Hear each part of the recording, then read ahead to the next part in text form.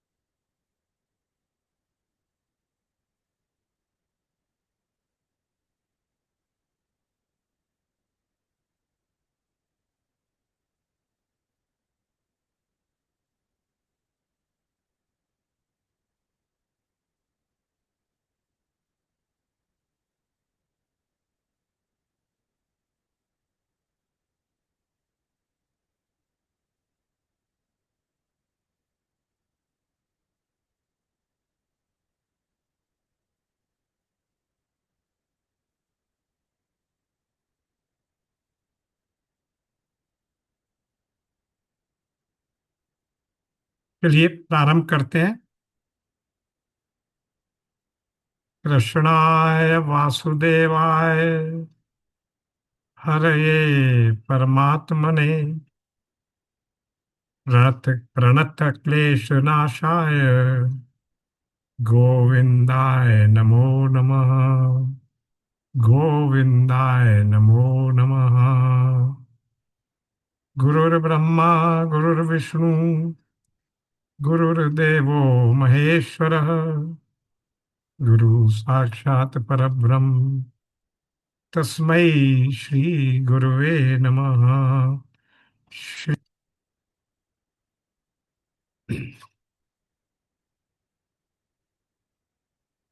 नारद भक्ति दर्शन का अध्ययन चल रहा है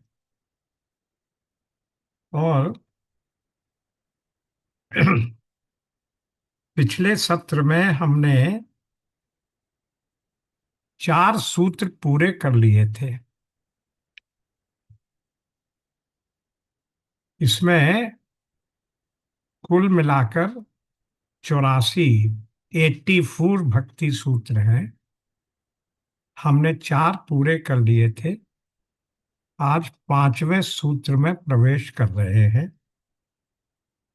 पेज 48। तो 5वां सूत्र क्या है? यत प्राप्य न किंचित वांछति न शोचति न द्वेष्टि न रमते न उत्साही भवति। क्या अर्थ है? यत प्राप्य, जिसको प्राप्त करके। किसको प्राप्त करके? उस प्रेम रूपा प्रेम स्वरूपा भक्ति को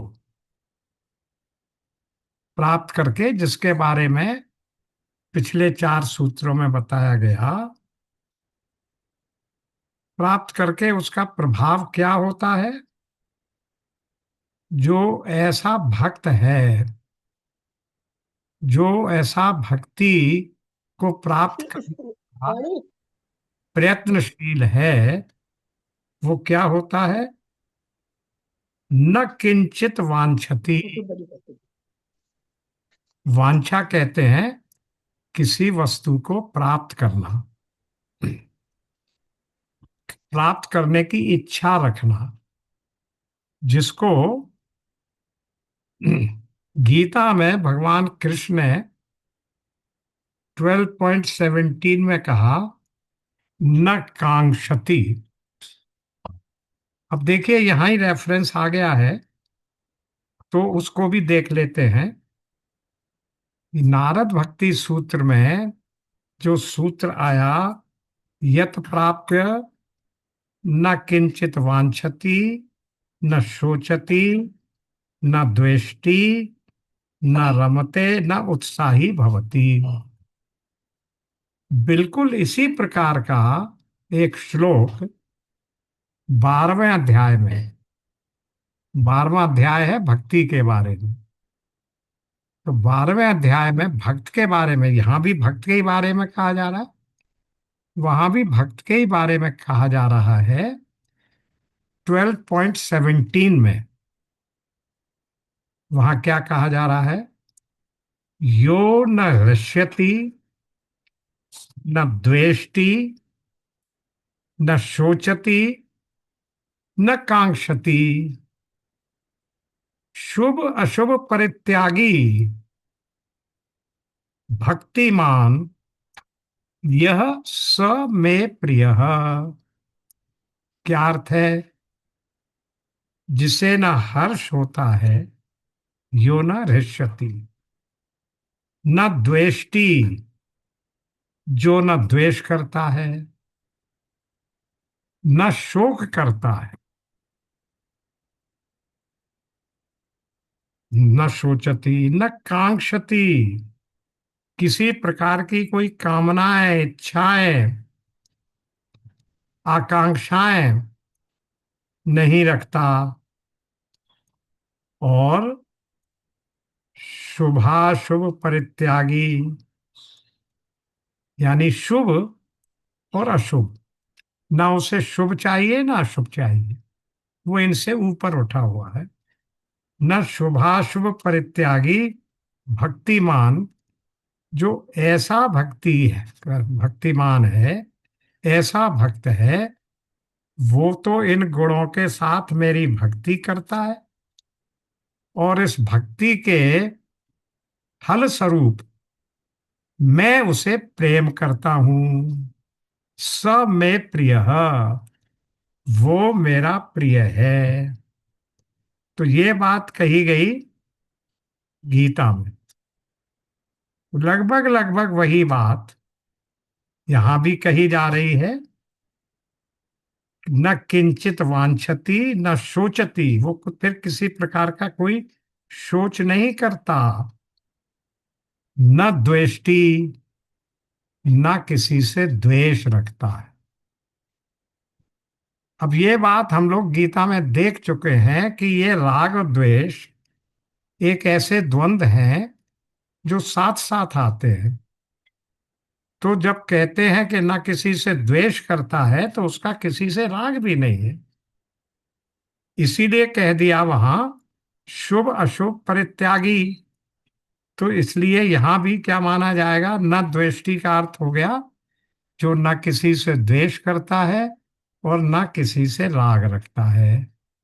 न रमते, रमते का अर्थ यही हो गया, किसी से राग नहीं है उसका। और जब ऐसा व्यक्ति है, तो फिर न उत्साही, उत्साह का क्यों नहीं है उसमें? किस वस्तु में नहीं है? संसार के विषयों की प्राप्ति में उसे कोई उत्साह नहीं, क्योंकि वो तो भगवत प्रेम का प्यासा है, भगवत प्रेम के मार्ग पर चलने वाला है। उसे तो भगवान की भक्ति में लगा हुआ है। उसे संसार के आकर्षणों से, संसार के भोग और विषयों को प्राप्त करने के लिए किसी प्रकार का कोई उत्साह, किसी भी लौकिक कार्य को करने में कोई उत्साह नहीं होता। तो इस प्रकार बात क्या हुई कि भगवत प्रेम या भक्ति प्राप्त हो जाने पर कोई कामना नहीं रह जाती। इसलिए कहा गया यत प्राप्य, जिसको इस प्रकार की भक्ति प्राप्त हो गई, या जो इस प्रकार की भक्ति को प्राप्त करने के मार्ग पर चल रहा, उसको फिर संसार की किसी भी वस्तु को प्राप्त करने की इच्छा नहीं रहती, न किंचित वांछती, कुछ भी प्राप्त करने की इच्छा नहीं रहती। अब इसको जरा सा समझिए। अन्य अन्य विद्वानों ने इसी श्लोक का विवरण करते हुए क्या कहा? प्रेमी भक्त उस महान वस्तु के पा लेता है जिसके पाने पर सारी इच्छाएं नष्ट हो जाती हैं। न वांछती, वांछा यही होती है, वांछा और आकांक्षा या कामना एक ही शब्द है, या इच्छा। तो ऐसे व्यक्ति की फिर स्थिति क्या बनती है?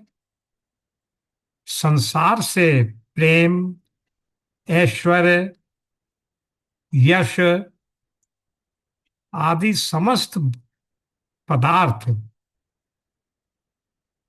भोग और त्याग, सभी पदार्थ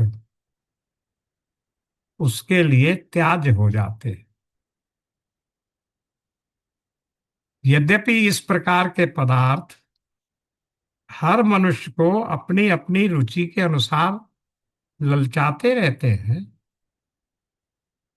परंतु भगवत प्रेम रूपी भक्ति के मार्ग पर चलने वाले व्यक्ति के लिए, जिसने उस दुर्लभ पदार्थ को प्राप्त करने के लिए प्रयत्नशील हो गया है, चल पड़ा है, उसके सामने ये संसार के सारे पदार्थ अत्यंत तुच्छ हैं, त्याज्य हैं।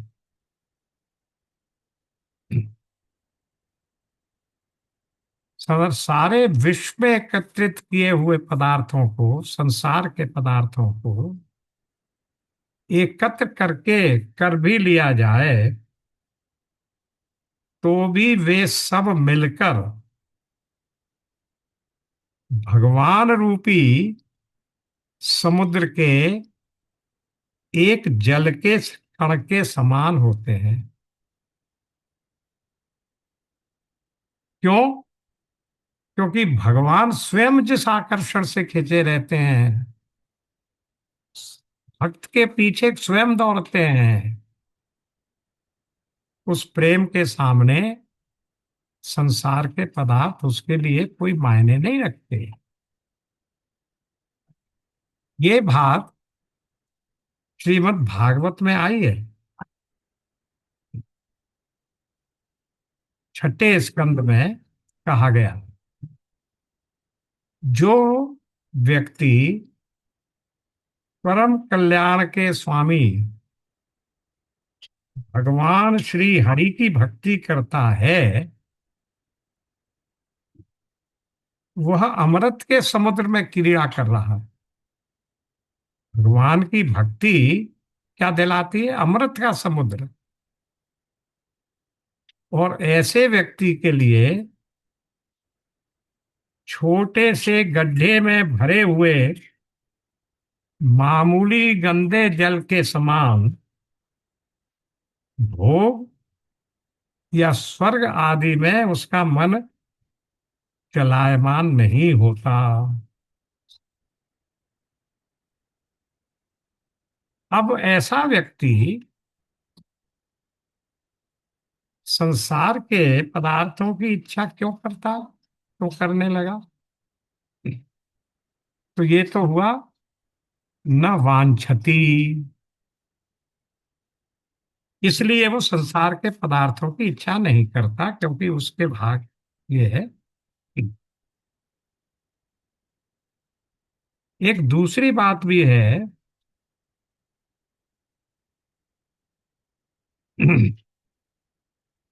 कि संसार के विषयों को प्राप्त करके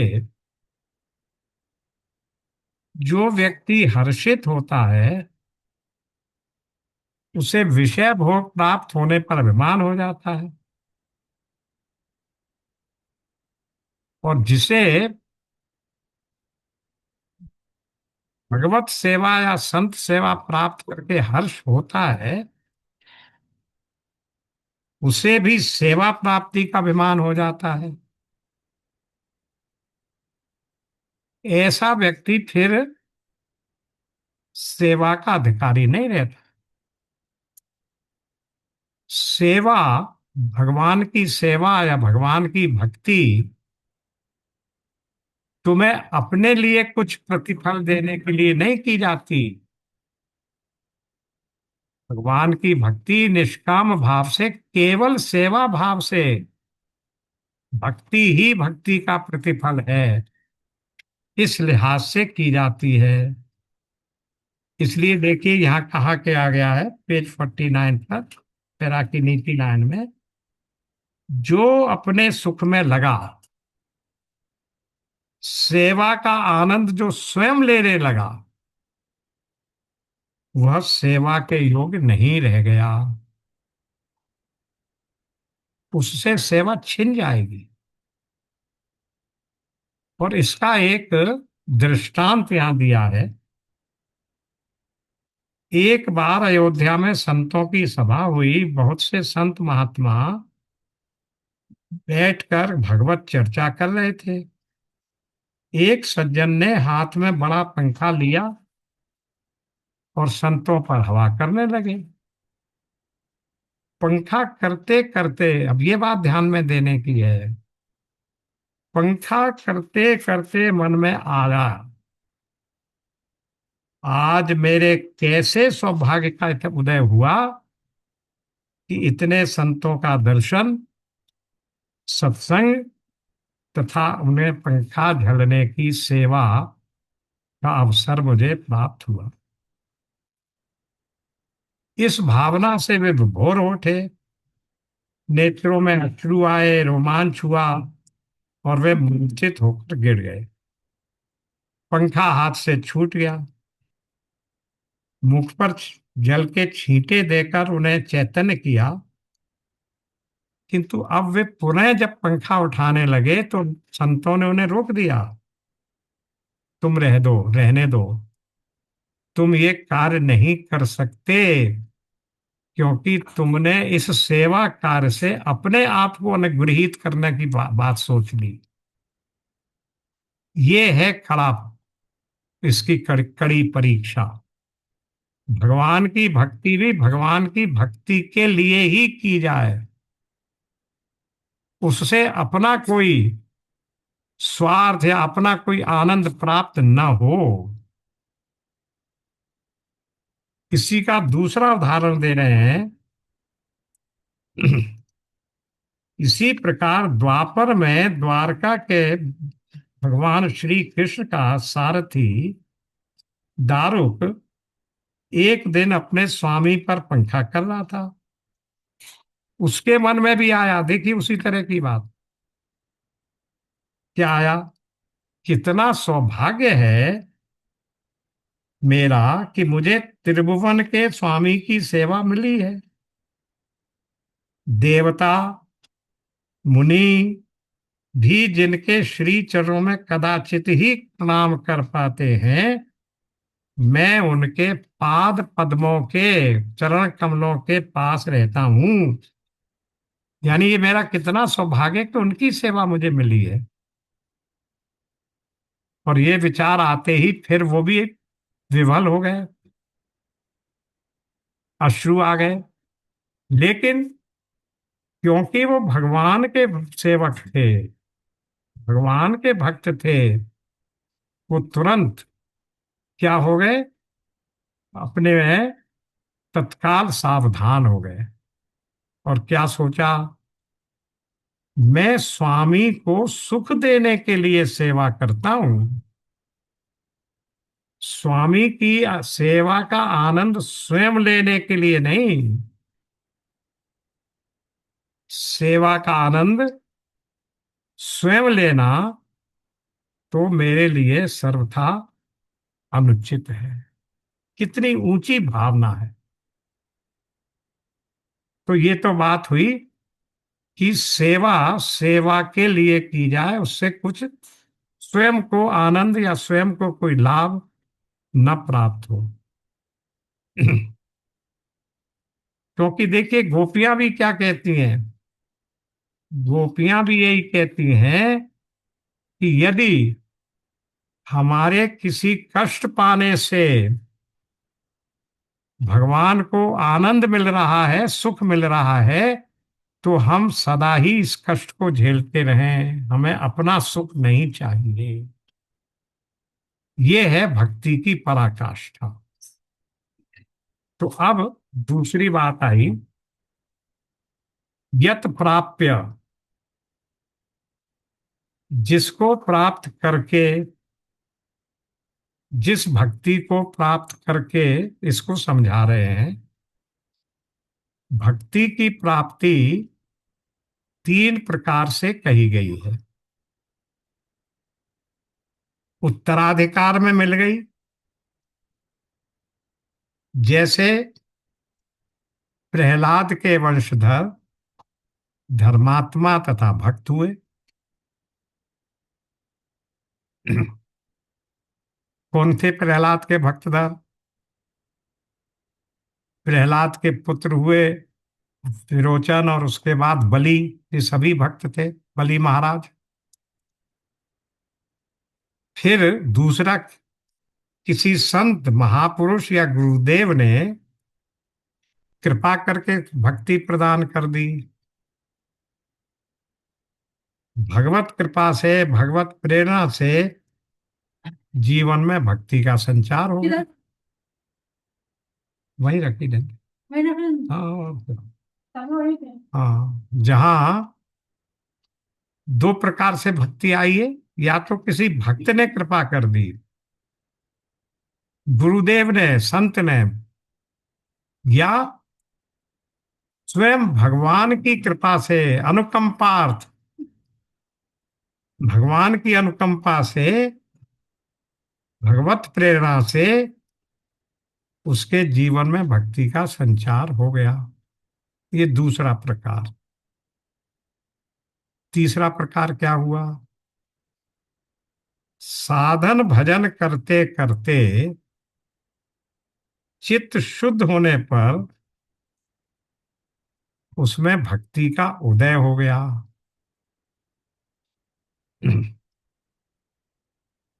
देखिए, पहले प्रकार का उदाहरण है बलि के, प्रहलाद के वंशज, उनके पिता और उनके पौत्र बलि, राजा बलि, जिनका बहुत बड़ा प्रकरण श्रीमद् भागवत में आता है। किसी संत की कृपा हो गई। उसके उदाहरण कौन है? वाल्मीकि जी। कितने बड़े विरुद्ध कार्यों में लगे हुए थे, और वहां नारद जी के पहुंचने पर, उनके कहने पर वो एकदम परिवर्तित हो गए। उल्टा नाम जपा जग जाना, वाल्मीकि भय ब्रह्म समाना। तो ये भगवत कृपा हुई, संत कृपा हुई। और तीसरी कृपा कैसे हुई? साधन भजन करते करते चित्त शुद्ध हो गया और जीवन में भक्ति का उदय हो गया। इनमें से किसी भी प्रकार से भक्ति प्राप्त हुई,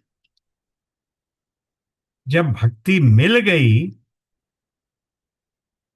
तो फिर क्या हुआ? भक्त तो प्रेम पूर्वक सेवा करता है, और भगवान क्या कहते हैं? स में प्रिय, 12.17 में भगवान उसे प्रेम करते हैं, प्यार करते हैं। तो ऐसे भक्त के लक्षण गीता में तो उन्होंने, भगवान ने कह दिए, जो अभी 12.17 हमने पढ़ा, यो न रष्यति न द्वेष्टि, यानी उसमें ना उसे प्रसन्नता होती है, ना किसी से द्वेष करता है। भगवान ने आश्वासन देख रखा है कि सब मैं प्रिय, ऐसा भक्त मुझे प्रिय है। अब न वांछती अभी हमने देख लिया।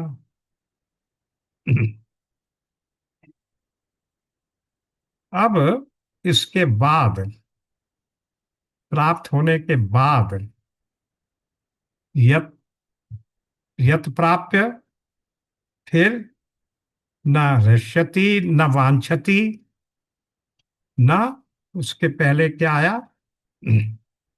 न शोचती, उसे किसी प्रकार का शोक नहीं होता। क्यों नहीं होता? क्योंकि उसे किसी प्रकार की वांछा नहीं है। मुझे न मोक्ष चाहिए, न संसार का वैभव। वस्तु और व्यक्ति दोनों ही नहीं चाहिए, क्योंकि क्या उत्पन्न होते ही भक्ति मलिन हो जाती है। इसी के आगे श्री यामुनाचार्य का एक श्लोक उद्धृत किया गया है। रामानुजाचार्य हमारे चार वैष्णव आचार्यों में सबसे प्रथम है। शंकराचार्य जी को छोड़ दीजिए, वो वेदांत के आचार्य हैं। लेकिन रामानुजाचार्य वैष्णव भक्ति के आचार्य हैं, इसलिए वो वैष्णव आचार्यों में गिने जाते हैं। चार वैष्णव आचार्य कौन कौन है? रामानुजाचार्य, निम्बार्काचार्य, मध्वाचार्य और वल्लभाचार्य, जो कि जिनका संप्रदाय विष्णु स्वामी संप्रदाय के नाम से पुराना था, उसको प्रचलित और प्रसारित महाप्रभु वल्लभाचार्य ने किया, इसलिए वो वल्लभाचार्य संप्रदाय के नाम से जाना जाता है। तो और रामानुजाचार्य का प्रभाव दक्षिण में ज्यादा है। इन्हीं के मत के मानने वाले और इनके शिष्य उत्तर भारत में रामानंद जी हुए, स्वामी रामानंद। वे काशी में उनका बहुत प्रभाव था, काशी में ही रहते थे। और ये रामानंद कौन है? ये रामानुजाचार्य के मत को मानने वाले, उसका प्रचार उत्तर भारत में करने वाले, ये वो रामानंद हैं, स्वामी रामानंद आचार्य, जिनको कबीरदास अपना गुरु मानते हैं, जिनके लिए कहा जाता है कि वो, क्योंकि कबीर निम्न जाति के थे, जुलाहे का कार्य करते थे, ये भी स्पष्ट नहीं था कि वो हिंदू हैं या मुसलमान, इसलिए रामानंद जी उनको दीक्षा देने के लिए तत्पर नहीं थे। किंतु कबीर साहब को उनसे दीक्षा लेने की बड़ी भारी उत्कंठ इच्छा थी, उत्कट इच्छा। इसलिए वो एक दिन घाट के किनारे की सीढ़ियों पर जाकर लेट गए। और जब रामानंद महाराज गंगा जी से स्नान करके लौट रहे थे, तब, क्योंकि अर्ली मॉर्निंग जाते हैं लोग, ब्रह्म मुहूर्त में स्नान करने जाते हैं, तब तक सूर्य का पूरा प्रकाश नहीं होता, तो उन्हें ये दिखा नहीं स्पष्ट है कि यहाँ पर ये कोई व्यक्ति लेटा हुआ है। उनका पैर कबीर साहब के शरीर पर पड़ गया। वो एकदम पीछे हटे और मुख से निकला राम राम राम राम। ये क्या हो गया? और कबीर ने समझ लिया मुझे दीक्षा मिल गई। उसके बाद से वो राम के भक्त हो गए। पर एक बात और समझ लीजिए, उनका राम दशरथ पुत्र राम नहीं है। उनका राम सगुण साकार राम नहीं है। कबीर का राम निर्गुण निराकार राम है। जो घट घट में बसा हुआ है वो राम उनका है। जितनी जिन भी जगह उन्होंने राम की बात करी है, वो उसी राम की बात करी है, दाशरथी राम की बात नहीं कर रहे हैं वो। चलिए अब ये आगे अब विस्तार अलग हो जाएगा, कबीर साहब की कथा नहीं, लेकिन सिर्फ ये बताना है कि रामानुजाचार्य इतने विशिष्ट आचार्य हुए कि उनका बहुत बड़ा प्रभाव दक्षिण भारत में, उत्तर भारत में हुआ। और उनके नाम से वैष्णव आचार्यों में उनका नाम प्रसिद्ध है। और वो विशिष्टाद्वैत के वो हैं, प्रचारक हैं, विशिष्टाद्वैत के सिद्धांत के प्रचारक हैं। अब इस विषय में भी नहीं जाते, केवल इतना समझ लीजिए कि रामानुजाचार्य जी थे। अब रामानुजाचार्य जी किसके शिष्य थे? जैसा यहां लिखा है, यामुनाचार्य। रामानुजाचार्य दक्षिण भारत के भक्त शिरोमणि थे। भक्त संतों की श्रेणी में बहुत बड़ा उनका नाम और उनका योगदान है वहां की भक्ति में। तो वहां उनके लिखे हुए कुछ स्तोत्र हैं जिनको आलवंदार स्तोत्र कहते हैं। ये लोग आलवंदार कहलाते थे। उन यामुनाचार्य ने भगवान की भक्ति के लिए क्या कहा, हिंदी में पढ़ लीजिए। प्रभो, अमृत शरण करने वाले आपके चरण कमलों में, यानी जिनके चरण कमलों से अमृत झरता है, जिसका चित्त लग गया, जो आपके चरण कमलों का भक्त हो गया, वो फिर अन्य किसी भी प्राप्ति की इच्छा कैसे कर सकता है? न वांछति। अभी हमने दूसरे प्रकार से देखा, श्रीमद् भागवत के आधार पर देखा। यहां आलवंदार स्तोत्र के आधार पर देख रहे हैं। क्या कह रहे हैं? वो किसी दूसरी वस्तु की इच्छा कैसे कर सकता है?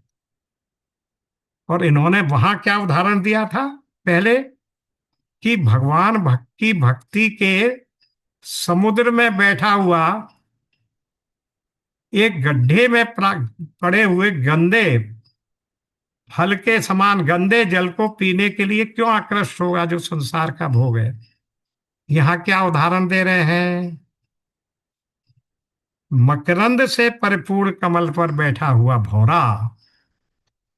मकरंद होता है वो कमल के भीतर, उसके पुष्प के डंठल में जो सेंटर में जो मुख्य कण होता है, जिसमें कम मधु रहता है, जिसमें सुगंध रहती है, उसको मकरंद कहते हैं। तो मकरंद से परिपूर्ण कमल पर वहीं बैठता है भौरा, वहीं से खींचता है वो मधु। भौरा, भौरा यानी भ्रमर। कल्प देखिए, कंपेयर करिए, कैसी कल्पना, कैसा उदाहरण है। मकरंद, कमल के मकरंद पर बैठा हुआ भौरा गन्ने के रस की ओर देखता भी नहीं। गन्ने का रस मिठास में तो हो सकता है, पर उसमें वो गुण, वो सुगंध, वो कोमलता जो कमल के मकरंद में है वो नहीं है। इसलिए भ्रमर उस ओर ध्यान भी नहीं देता।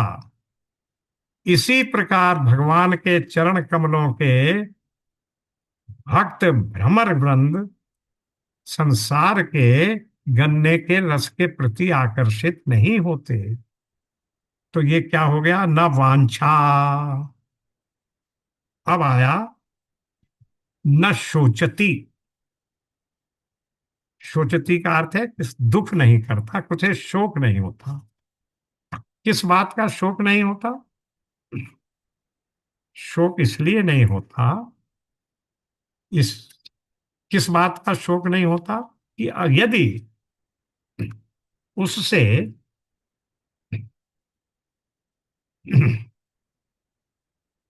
किसी जीव से या लौकिक दृष्टि से प्रतिकूल माने जाने वाले पदार्थ या स्थिति से वो क्या करता है, स्थिति उसको प्राप्त हो जाए, तो वो फिर उसका सोच नहीं करता। भगवत प्रेम के सेवन में यदि कोई व्यवधान आ जाए, कोई कमी आ जाए, तो वह उसके लिए शोक नहीं करता, बल्कि अपने प्रयत्न को और बढ़ा देता है। यही चाहता है कि मेरा भगवत प्रेम बढ़ता रहे, भले ही जन्म कितने ही क्यों ना धारण करने पड़े। इसलिए उसे इस बात का शोक नहीं होता कि मुझे इस जन्म में नहीं मिल रहा, या मेरे इस जन्म में विचलन हो गया, कोई मेरा मन परिवर्तित हो गया, मैं च्युत हो गया भक्ति से।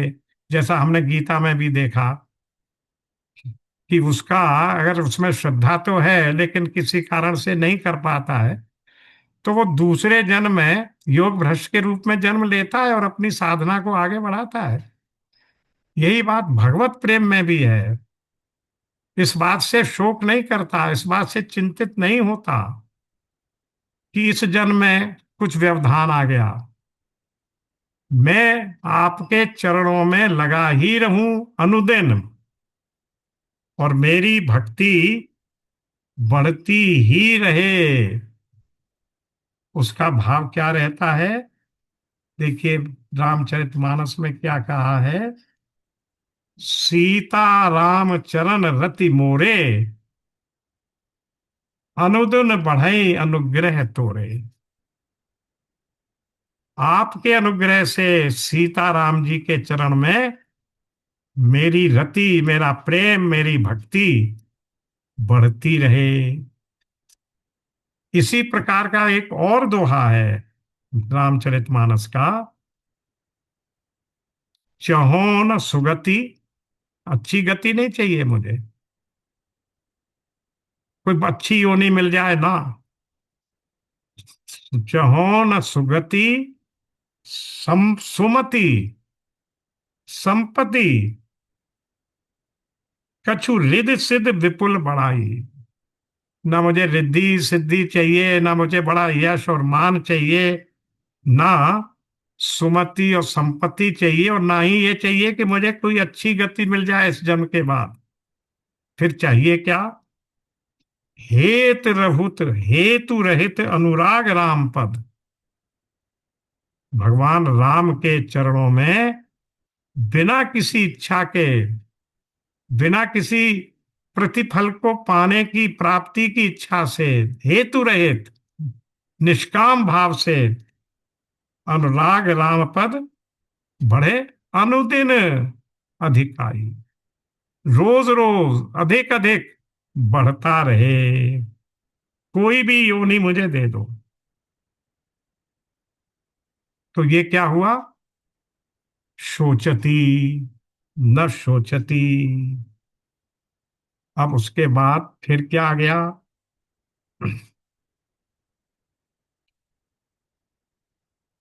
उसके बाद शोचती के बाद आया द्वेषती।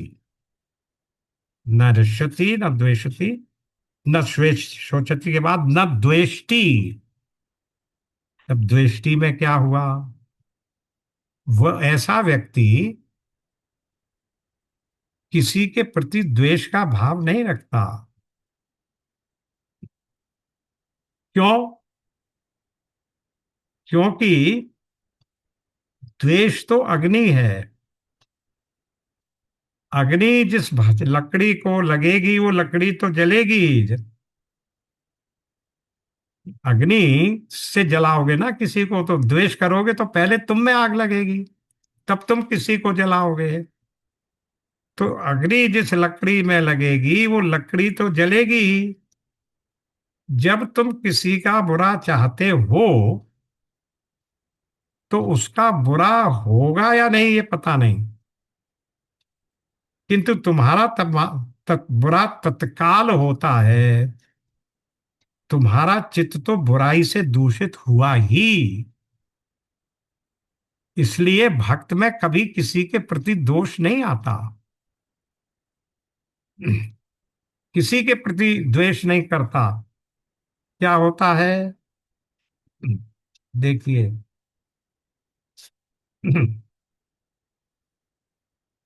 वो सब पदार्थों में, सब व्यक्तियों में अपने प्रभु को और प्रभु की लीला को देख देख कर आनंदित होता है।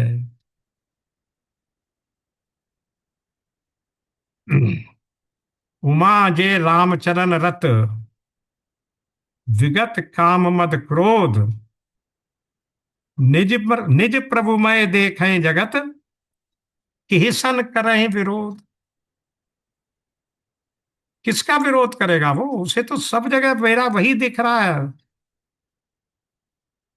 सीताराम जी सब जगह दिख रहे हैं।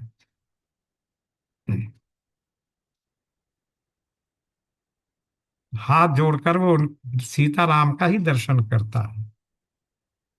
तो प्रभु के प्रेम में उसका मन ऐसा लगा रहता है कि उसे आधे क्षण के लिए भी किसी दूसरी पदार्थ में मन नहीं लगता। इसलिए न किसी से द्वेष करता है, न किसी दूसरे व्यक्ति से राग करता है। शब्द क्या आया था? न रमते, किसी और में रमण नहीं करता। जब उद्धव जी गोपियों को ज्ञान प्रदान करने के लिए गए, भगवान कृष्ण ने भेजा। हम लोगों ने वो विषय बहुत विस्तार से किया है, उद्धव ब्रजगमन। तो उन्होंने कहा कि अरे तुम इतनी दुखी क्यों होती हो? तुम तो ब्रह्म का ध्यान करो।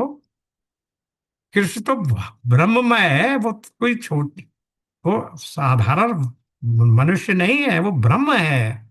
ब्रह्म सब जगह छाया हुआ है। तो वो ब्रह्म यहाँ भी है, अपने अपने हृदय में उसी ब्रह्म का ध्यान करो। तो गोपियों ने क्या उलादा दिया है? सूरदास जी का वो पद प्रसिद्ध है, दो एक लाइनें हर एक को याद है। क्या? ऊधो मन न भये 10 20, एक होतो सो गयो श्याम संग। अब को आराधे ईस। अरे भाई, भगवान ने हमें तो एक ही मन दिया है, 10 20 तो है नहीं। और वो मन भगवान में इतना अनुरक्त है कि अगर भगवान चले गए तो हमारा मन भी उनके साथ वहीं चला गया। अब कौन से मन से हम तुम्हारे बताए हुए ब्रह्म को आराधना करें? ये होता है भक्त। एकांगी भावना है। भगवान तुम्हें याद कर रहे हैं या नहीं, मुझे याद कर रहे हैं या नहीं, पर मैं आपको ही याद करूंगी, आपका ही ध्यान करूंगी। इसके लिए मुझे कितने भी कष्ट झेलने पड़े, और मुझे कष्ट में, वियोग में देखकर यदि आप सुखी हो रहे हो तो मैं सुखी हूं। तत्सुखम सुखत्वम, आपके सुख में मेरा सुख है। ये भक्त की बात होती है। तो क्या क्या हो गए उसके गुण में? गुण हो गए, रमते राम भी हो गया, न रमते। अब आ गया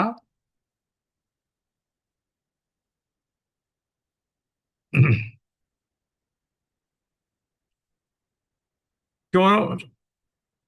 क्यों नहीं रमते? क्यों दुखी होती रहती है वो?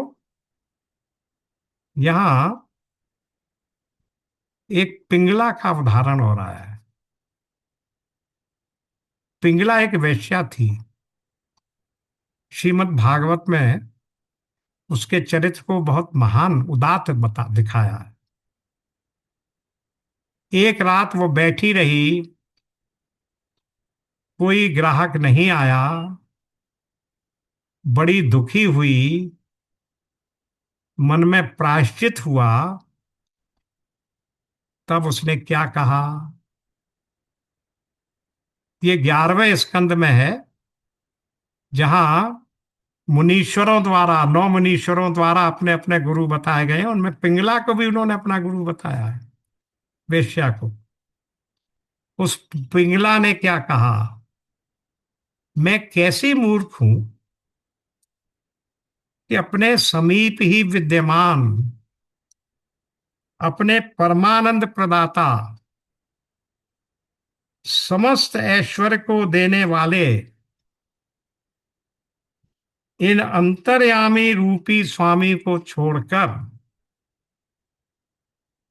कोई भी कामना पूरी न करने वाले, उनके अतिरिक्त और कोई तुम्हारी कामना पूरी नहीं कर सकता है। और जो तुम्हारी कामना पूरी करेगा भी, वो क्षणभंगुर होंगी, स्थायी नहीं होंगी। कोई भी कामना पूरी न करने वाले, प्रत्युत दुख, भय, शोक तथा मोह देने वाले तुच्छ लोगों का सेवन करती हूं, उनकी सेवा करती हूं, उनका इंतजार करती हूं। इसलिए भक्त इस तथ्य को जानता है कि यहां जो कुछ भी मिलेगा वो केवल दुख, भय और शोक और मोह। इसलिए वो संसार के राग के चक्कर में नहीं पड़ता, यानी न रमते। ये रमते किसका हो गया? जिसको वहां भगवान ने कहा था दृष्टि, श्लोक में जो आया था, न कांक्षति, उसका हो गया रमते। अब आ गया तीसरी बात, होगी नौ नोत्साही भवतु। उसमें उत्साह भी नहीं रहता। गीता में जब ये 12.17 हम देख रहे थे, तो भगवान ने कहा भक्त का लक्षण, जो बात शुभ अशुभ परित्यागी कहकर कहते हैं, वही बात यहां न उत्साही कहकर कही गई है। संसार में पाप भी है, पुण्य भी है। जो अच्छे लोग हैं उनमें किसी का उत्साह उत्तम यानी शुभ कर्म करने में होता है, तो किसी का अशुभ को दूर करने में लोगों में होता है।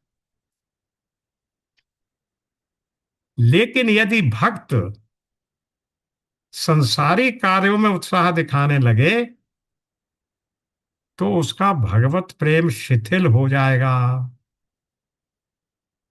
इसलिए भक्त के मन में संसार के कार्यों के प्रति, भले ही वो शुभ हो या अशुभ कर्म हो,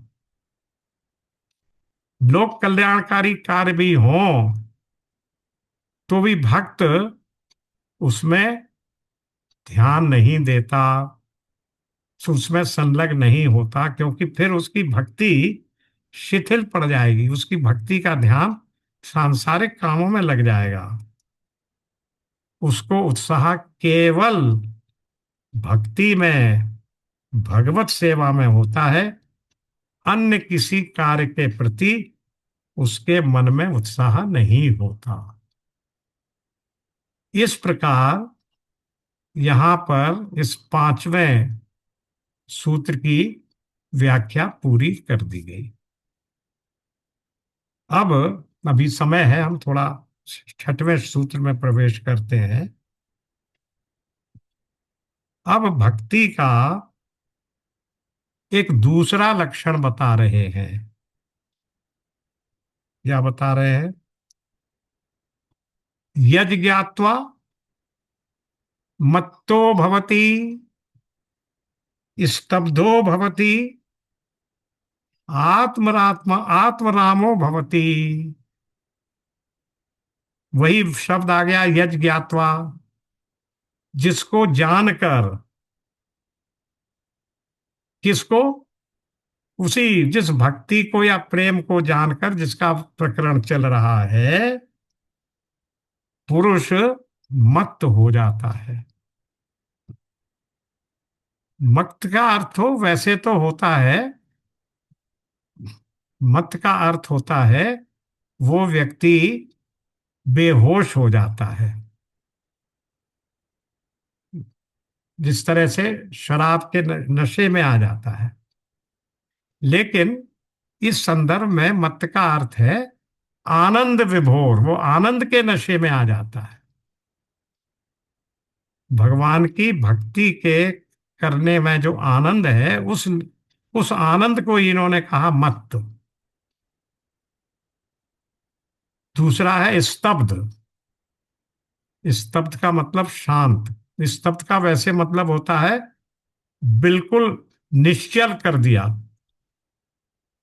जैसे कहीं कहीं आता है कि एक व्यक्ति एक भक्त के ऊपर प्रहार करने जा रहा था। उसने अभी परसों ही पढ़ा था हमने, भक्त के पीछे एक व्यक्ति प्रहार करने जा रहा था, लेकिन जब उसने अपने हाथ में कुल्हाड़ी उठा ली और वो मारने लगा था, तब भी उसका हाथ स्तब्ध हो गया। यानी वहीं का वहीं स्टैंड स्टिल हो गया, यानी निश्चल हो गया, हिलजुल नहीं सका।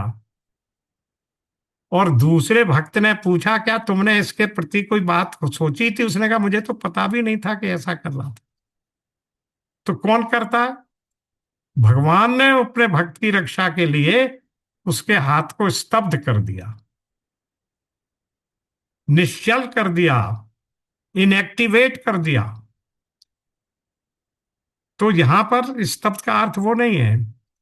यहां पर स्तब्ध का अर्थ है मन की चंचलता को स्तब्ध कर दिया, शांत कर दिया, विक्षेप को शांत कर दिया। चंचले मना कृष्ण,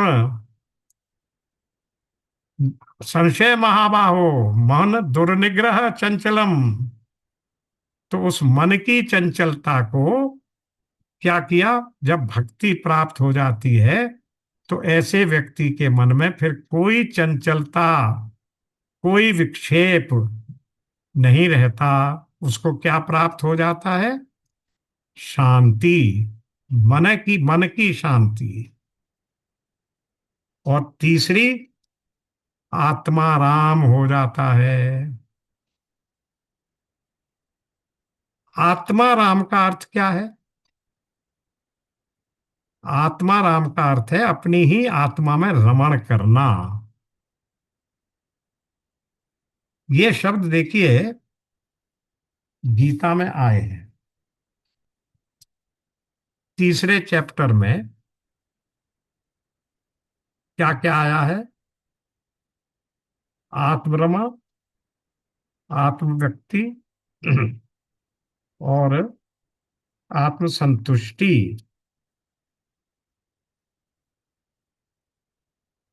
कौन से श्लोक में आया?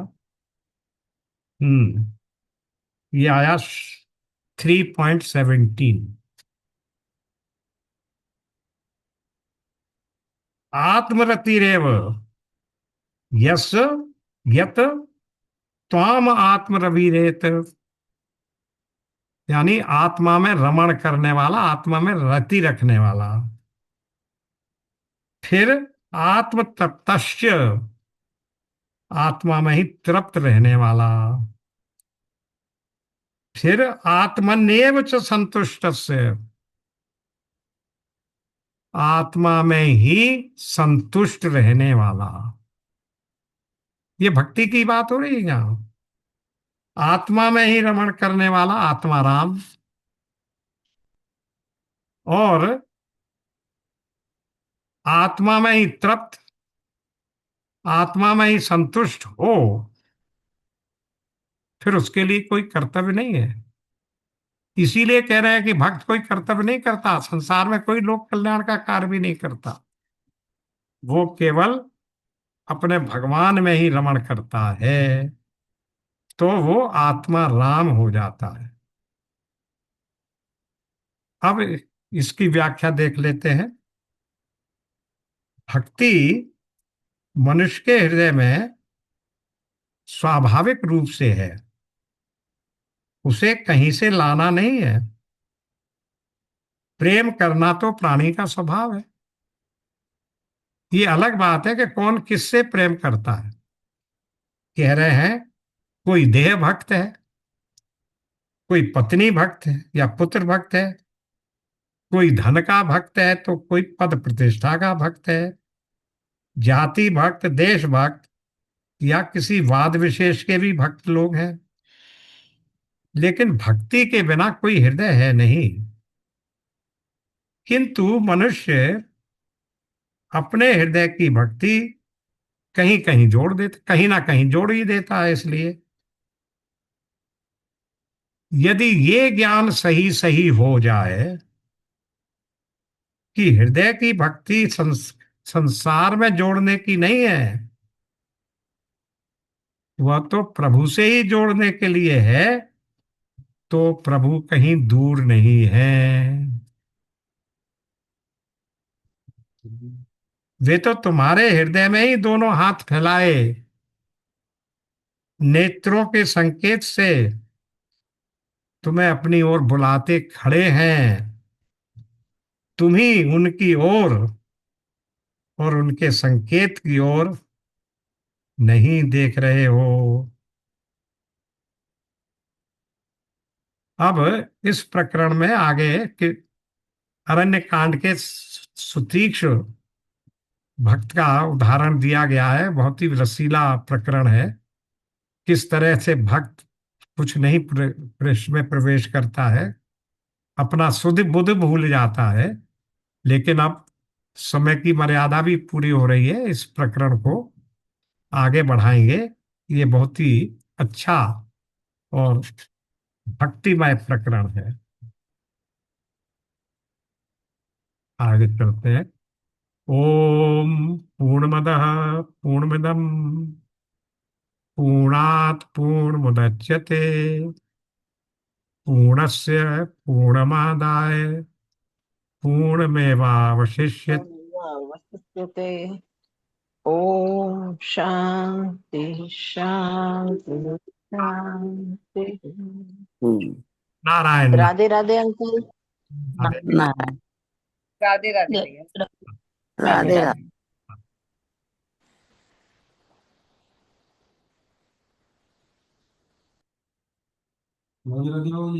हाँ भैया, ठीक है। राधे राधे।